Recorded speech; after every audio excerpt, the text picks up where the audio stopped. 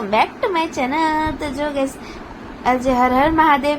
તો આજે આવી હતી હું અગ્નેશ્વર મહાદેવજીના મંદિરના દર્શન કરવા માટે।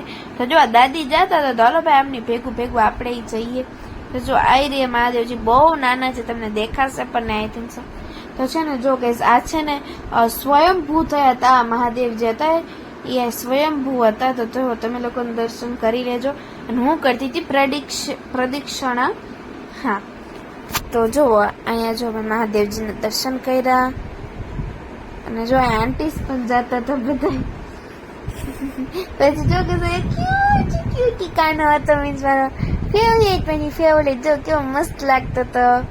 તો જો પછી મેં એમને હિંચકા લઈ આવ્યા અને પછી જો અહીંયા હતું ડેકોરેશન જે મને બહુ જ ગમે। તો પછી જો કે મંદિરની બહાર આવું બધું ડેકોરેશન હતું।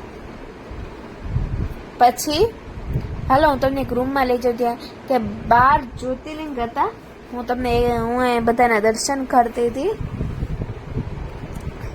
અને જો ગેસ બધાના દર્શન કરતા કરતા કરતી હતી હું તો દર્શન। પછી અહીંયા હતા મોટા મહાદેવજી। તો ચલો એમના પણ આપણે કરી લઈએ દર્શન।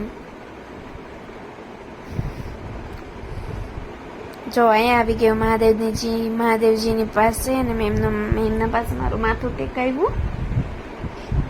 અને હા ગાઈઝ હવે જો હું તમને બતાવીશ, બહુ મસ્ત તમને બતાવું। જો હમણાં અહીંયા આવો તમને કહું તો જો ગાઈઝ આ છે લક્ષ્મી નારાયણ।